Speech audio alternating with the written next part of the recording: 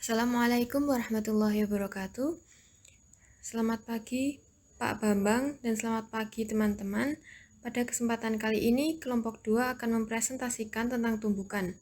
Kelompok 2 beranggotakan yang pertama ada Agung Tri Rahmadi, NIM IN 04210007.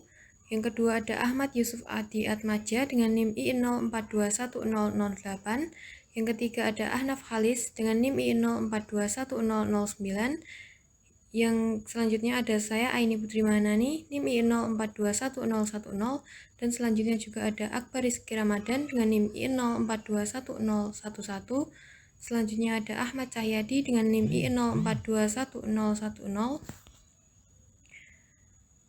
Dan selanjutnya ada Ferdinand Dwi S dengan NIM IN 04210013. Tumbukan dan impuls. Tumbukan merupakan peristiwa bertemunya dua buah benda yang bergerak. Saat tumbukan selalu berlaku hukum kekekalan momentum, tapi tidak selalu berlaku hukum kekekalan energi kinetik. Mungkin sebagian energi kinetik diubah menjadi energi panas akibat adanya tumbukan. Tumbukan dibedakan menjadi 3, yaitu yang pertama ada tumbukan lenting sempurna. Pada tumbukan lenting sempurna, berlaku hukum kekekalan momentum dan hukum kekekalan energi mekanik. Dua buah benda bisa dibilang mengalami tumbukan lenting sempurna bila tidak ada kehilangan energi kinetik ketika terjadi tumbukan. Energi kinetik sebelum dan sesudah tumbukan sama demikian juga dengan momentum dari sistem tersebut. Dalam tumbukan lenting sempurna secara matematis bisa dirumuskan V aksen 1 min V aksen 2 sama dengan negatif V2 min V1. Koefisien restitusi E untuk tumbukan lenting sempurna adalah sama dengan 1. Yang kedua, ada tumbukan lenting sebagian. Tumbukan lenting sebagian adalah tumbukan antara dua benda yang jumlah energi kinetiknya sesudah terjadi tumbukan lebih kecil dibandingkan dengan jumlah energi kinetiknya sebelum terjadi tumbukan. Hal ini terjadi karena energi kinetiknya diubah ke bentuk lain. Adapun contoh tumbukan lenting sebagian adalah pada bola bekel yang jatuh bebas dan mengalami pemantulan. Yang ketiga adalah tumbukan tidak lenting.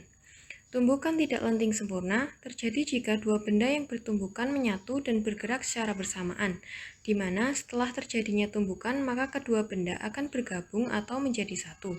Momentum sebelum dan sesudah tumbukan juga bernilai sama. Secara matematis dirumuskan M1 V1 ditambah M2 V2 sama dengan M1 plus M2 dikalikan V aksen. Contoh dari tumbukan ini adalah peluru yang ditembakkan pada balok dan bersarang di dalamnya.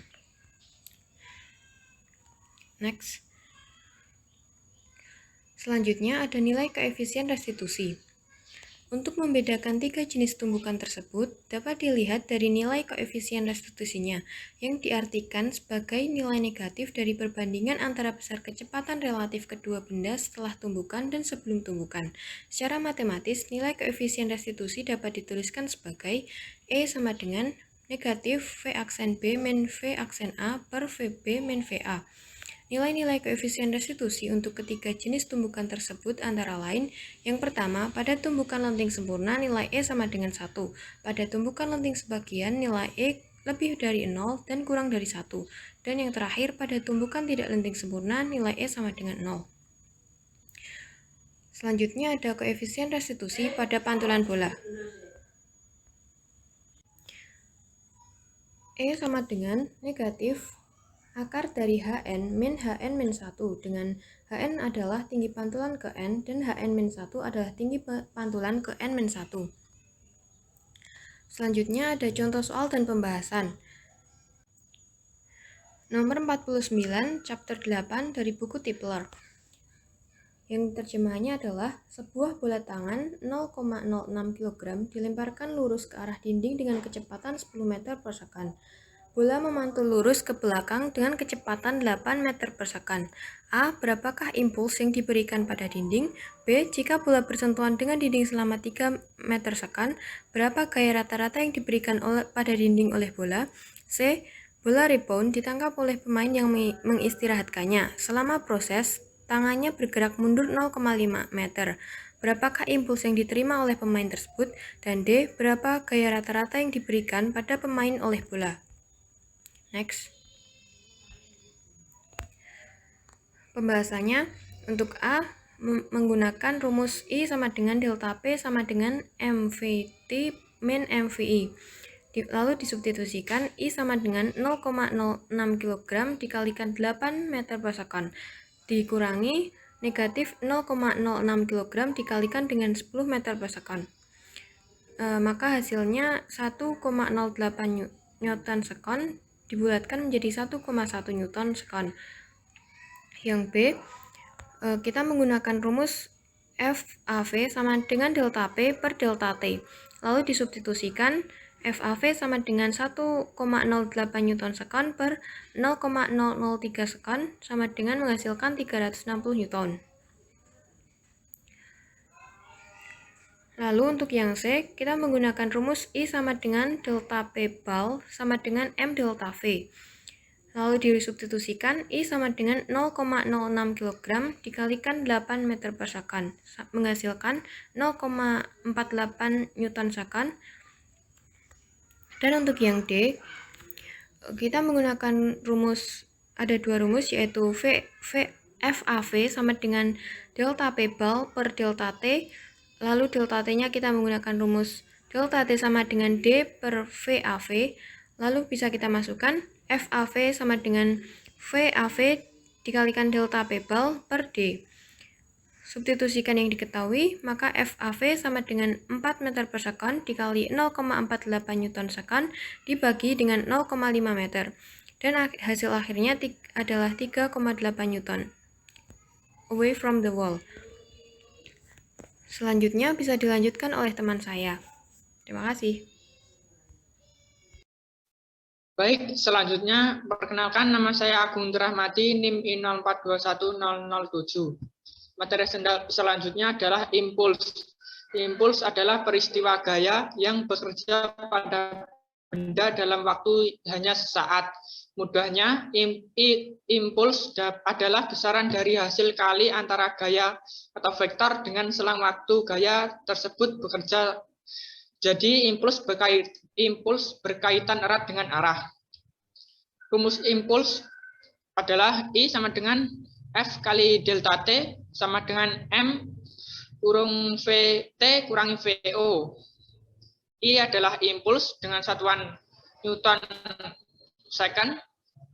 F adalah gaya dengan satuan Newton. Delta T adalah waktu dengan satuan second. M adalah massa, satuannya kilogram. FT, VT sama dengan kecepatan akhir dengan satuan meter per second. V0 sama dengan kecepatan awal dengan satuan meter per second. Contoh kejadian dari impuls adalah, contohnya seseorang yang sedang menendang bola. Untuk menendang bola diperlukan gaya untuk membuat bola tersebut bergerak dan ada selang waktu sebelum kaki orang tersebut menyentuh bola.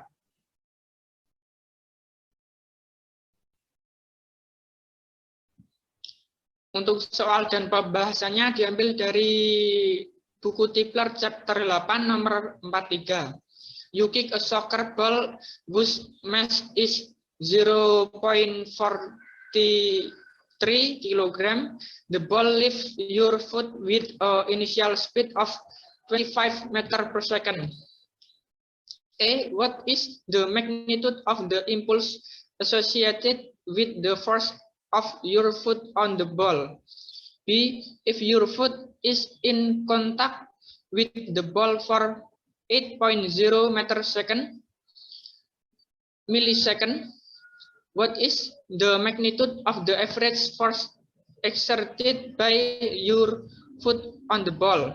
Terjemahannya adalah, Anda menendang bola sepak yang masanya 0,43 kg. Bola meninggalkan kaki Anda dengan kecepatan awal 25 meter per second. Pertanyaan yang A adalah, berapa besar impuls yang berhubungan dengan gaya kaki Anda pada bola?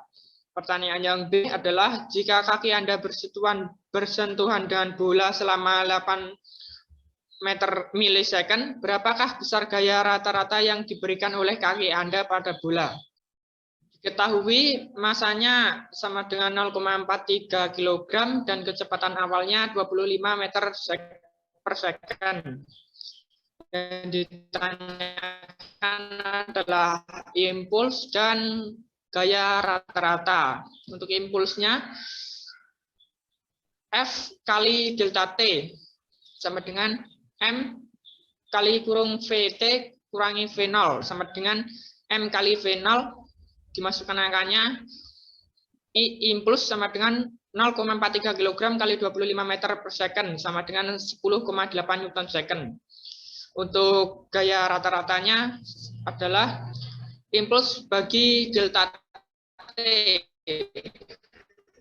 yaitu 10,8 Newton second dibagi 8 milisecond, 0,008 second sama dengan 1,3 kilonewton. Selanjutnya akan dilanjutkan oleh teman kami. Terima kasih. Selanjutnya untuk materi hukum kekekalan akan disampaikan oleh saya, Ahmad Jayadi, dengan NIM I0421012. Yang pertama itu definisi dari hukum kekekalan. Dalam fisika dan kimia, hukum kekekalan energi menyatakan bahwa energi total sistem yang terisolasi tetap konstan. Itu dikatakan akan dilestarikan dari waktu ke waktu. Hukum ini yang pertama kali diajukan dan diuji oleh Émile du Châtelet, berarti bahwa energi tidak dapat diciptakan atau dimusnahkan. Sebaliknya, itu hanya dapat diubah atau ditransfer dari satu bentuk ke bentuk lainnya. Next. Lalu untuk rumus kekekalan energi. Energi mekanik adalah penjumlahan dari potensial dan energi kinetik, sehingga kekekalan energi mekanik dapat menggambarkan perubahan energi pada benda yang bergerak. Berikut adalah rumus kekekalan energi. Energi mekanik 1 sama dengan energi mekanik 2, sehingga energi mekanik 1 tambah energi potensial 1 sama dengan energi kinetik 2 ditambah energi potensial 2. Untuk lebih jelas dari rumusnya yaitu MGH1 ditambah setengah MV1 kuadrat sama dengan MGH2 ditambah setengah MV2 kuadrat. Energi potensial adalah energi yang dihasilkan dari posisi suatu benda terhadap gaya gravitasi, seperti air sungai yang berada di atas memiliki energi potensial dan saat air tersebut jatuh, ia berubah menjadi energi kinetik. Sedangkan energi kinetik adalah energi yang dihasilkan dari gerakan. Contoh energi kinetik adalah saat kita menggerakkan benda dengan gaya, baik mendorong, menarik, ataupun menekan. Sehingga energi kinetik sangat bergantung pada massa benda, gaya yang diberikan, maupun kecepatan benda tersebut. Selanjutnya akan saya lanjutkan. Sebelumnya perkenalkan saya Ahmad Yusuf Hadi Atmadja, NIM I0421008. Untuk soal yang mengenai hukum kekekalan saya ambil dari buku Tipler chapter 8 nomor 53, yaitu 2000 kg car travel 2000 kilogram car traveling to the right at 30 meter per second is chasing a second car of the same mass that is traveling in the same direction at 10 meter per second. A. If the two cars collide and stick together, what is their speed just after the collision? B. What fraction the initial kinetic energy of the cars is lost during this collision? Where does it go? Kemudian sebuah mobil bermassa 2000 kg bergerak ke kanan dengan kecepatan 30 meter per second mengejar mobil kedua bermassa sama yang bergerak dalam arah sama dan kecepatan 10 meter per second. A. Jika kedua mobil bertabrakan saling menempel, berapa kecepatan mereka sesaat setelah tumbukan? B. Berapa bagian dari energi kinetik awal mobil yang hilang selama tumbukan ini? Kemana perginya? Selanjutnya, ini adalah skemanya. Lanjut. Diketahui dari soal tersebut adalah M1 sama dengan M2 sama dengan M sama dengan 2000 kg, V1 sama dengan 30 meter per sekon, V2 sama dengan 10 meter per sekon, kemudian ditanya adalah V. Yang kedua adalah bagian dari energi kinetik awal mobil yang hilang selama tumbukan. Jawab yang A. Ini kita dapat gunakan hukum kekekalan momentum dari P awal sama dengan P akhir, sama dengan M1 V1 plus M2 V2 sama dengan M1 plus M2 dikalikan V. Kemudian kita keluarkan M-nya dan dicoret sehingga dicoret atau dihilangkan di kedua sisinya, sehingga dapat ditemukan persamaan V1 plus V2 sama dengan 2V besar, kemudian V besar sama dengan V1 ditambah V2 dibagi 2. V sama dengan 30 plus 10 dibagi 2 sama dengan 40 per 2 sama dengan 20 meter per sekon. Baik, subbab selanjutnya adalah energi dan momentum dalam tumbukan. Sebelumnya, perkenalkan nama saya Akbar Rizky Ramadan, NIM I0421011. Pada kali ini, saya akan membahas mengenai energi kinetik dalam tumbukan. Jika gaya luar total pada sistem partikel tetap 0, maka momentum total sistem harus tetap konstan. Namun, total energi mekanik dari sistem dapat berubah. Gaya internal yang tidak dapat mengubah momentum total mungkin bersifat non-konservatif, sehingga mengubah energi mekanik total sistem. Berikut adalah rumus daripada energi kinetik pada partikel. EK sama dengan setengah MA atau massa A dikali kecepatan benda A kuadrat ditambah setengah massa B dikali kecepatan B kuadrat. Keterangan sebagai berikut. EK adalah energi kinetik dengan satuan Joule, massa benda dengan satuan kilogram, V sama dengan kecepatan benda dengan satuan kilometer per jam atau meter per second. Untuk membuktikan teorema ini, ingatlah bahwa energi kinetika suatu sistem partikel adalah jumlah energi kinetik pada masing-masing partikel. Jadi di sini dapat kita ketahui K sama dengan sigma KII adalah jumlah partikel yang tersedia. Misalkan I sama dengan 3, jadi sigma setengah M1 dikali V1 kuadrat sampai setengah M3 dikali V3 kuadrat. Jadi tergantung pada jumlah partikel yang mengalami tumbukan. Baik, untuk selanjutnya akan dilanjutkan oleh teman saya. Terima kasih Akbar telah memberikan waktunya. Oke, sebelum ini saya akan memutakan diri saya. Nama saya Hanaf Khalis, NIM I042109. Di sini saya akan melanjutkan pembahasan mengenai momentum dalam tumbukan. Next. Nah, sebelum membahas momentum dalam tumbukan, kita harus mengetahui dulu apa itu momentum. Jadi, momentum itu singkatnya adalah bentuk perlawanan dari suatu benda untuk berhenti, dan momentum itu merupakan besaran vektor. Jadi, dengan kata lain, momentum itu dimiliki oleh semua benda yang bergerak dan memiliki massa. Jadi, rumus dasarnya adalah P sama dengan M kali V. P itu adalah momentum, satuannya kilogram meter per second, M adalah massa atau kilogram, V adalah kecepatan, meter per second. Next. Jadi, dalam tumbukan itu kan melibatkan dua benda yang arahnya berlawanan. Jadi, dalam tumbukan itu ada 3 proses. Nah, ini ada skemanya. Jadi, yang pertama itu adalah sebelum tumbukan. Jadi, sebelum tumbukan itu dijelaskan dalam skema bahwa benda itu berlawanan arah. Jadi, pengen tabrakan gitu. Jadi, dalam sebelum tumbukan ini, momentum sistem partikel sebelum tumbukan sama dengan jumlah momentum sebelum tumbukan. Jadi, sigma P awal sama dengan M1 dikali V1 ditambah M2 dikali V2. Lalu, fase yang kedua ada saat tumbukan. Jadi, itu saat benda bertabrakan. Lalu yang ketiga adalah setelah tumbukan. Jadi, fase yang ketiga ini saat tumbukan itu bendanya memantul gitu atau bergerak berlawanan arah dari gerakan yang fase 1. Jadi di fase yang ketiga ini momentum sistem partikel sesudah tumbukan sama dengan jumlah momentum sesudah tumbukan. Jadi sigma P akhir sama dengan M1 dikali V1 aksen ditambah M2 dikali V2 aksen. Oke, boleh next. Nah, dari peristiwa tumbukan mendatar yang tadi disampaikan di slide sebelumnya, dapat disimpulkan bahwa momentum total sistem sesaat sebelum tumbukan sama dengan momentum total sistem sesaat sesudah tumbukan, asalkan tidak ada gaya luar yang bekerja pada sistem. Nah, pernyataan ini dikenal dengan nama hukum kekalan momentum linier. Sekian, bisa dilanjutkan teman saya.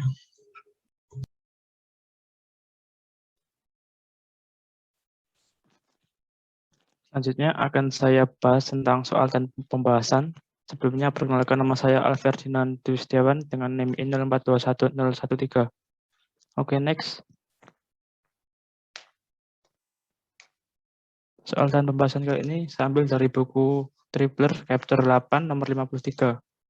A 2000 kg car traveling to the rate at 30 meter per second is catching a second car of the same mass that is traveling in the same direction at 10 meter per second. A. If the two cars collide and stick together, what is their speed just after the collision? B. What fraction of the initial kinetic energy of the cars is lost during this collision? Where does it go? Untuk terjemahan dari soal di atas yaitu sebuah mobil bermasa 2000 kg bergerak ke kanan dengan kecepatan 30 meter per sekon. Mengejar mobil kedua dengan massa yang sama dan bergerak ke arah yang sama dengan kecepatan 10 meter per sekon. Yang ditanyakan, A. Jika kedua mobil bertabrakan dan saling menempel, berapa kecepatan mereka sesaat setelah tumpukan? Dan yang B, berapa bagian dari energi kinetik awal mobil yang hilang selama tumpukan ini? Dan kemana perginya? Oke, next. Untuk pembahasan, yang pertama itu diketahui M1 yaitu sama dengan M2, sama dengan 2000 kg. Sedangkan untuk kecepatan mobil 1 atau V1 yaitu 30 meter per sekon, dan kecepatan mobil 2 atau V2 yaitu 10 meter per sekon. Yang ditanyakan, A. V besar, yang B. Energi kinetik mobil yang hilang.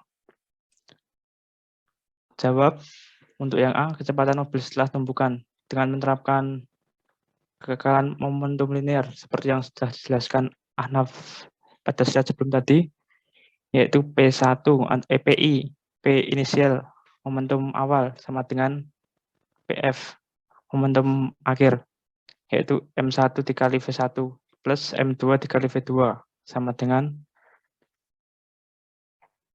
M1 plus M2 dalam kurung dikali V. Jadi M dikali 30 meter per sekon ditambah M dikali 10 meter per sekon sama dengan 2M kali V. M dikali 40 meter per sekon sama dengan 2M kali V. Ini M-nya bisa kita coret, jadi V-nya sama dengan 40 meter per sekon dibagi 2. Jadi V besarnya sama dengan 20 meter per sekon. Jadi kecepatan mobil setelah tumpukan yaitu 20 meter per sekon. Next. Kemudian untuk energi kinetik mobil yang hilang, kita menggunakan rumus delta K per KI. Kinetik inisial, kinetik awal sama dengan kinetik akhir dikurangi kinetik awal per kinetik awal. Pertama kita cari dulu KI-nya sama dengan setengah M1 dikali V1 kuadrat plus setengah M2 dikali V2 kuadrat. KI-nya sama dengan setengah M dikali 30 kuadrat plus setengah M dikali 10 kuadrat. KI-nya sama dengan 500 M. Masanya nggak diubah ini. Kemudian yang KF, setengah dikali M1 plus M2 dalam kurung dikali V kuadrat, V besar kuadrat. KF-nya sama dengan setengah dikali 2M dikali 20 kuadrat. KF-nya sama dengan 400 M. Kemudian kita substitusikan nilai KI 500 M dan KF 400 M ke rumus delta K per KI sama dengan KF min KI per KI. Jadi hasilnya sama dengan 400 M dikurangi 500 M per 500. Hasilnya min 1 per 5. Sama dengan min 0,20. Min 0,20 itu menandakan jumlah energi yang hilang. Jadi energi kinetik mobil yang hilang sebesar 20%. Dan energi 20% itu dari kinetik awal berubah menjadi energi panas, energi akustik, dan deformasi bahan dari mobil tersebut. Next. Sekian presentasi dari kelompok kami. Apabila terdapat kekurangjelasan dalam penyampaian materi dan kesalahan kata, kami mohon maaf. Terima kasih.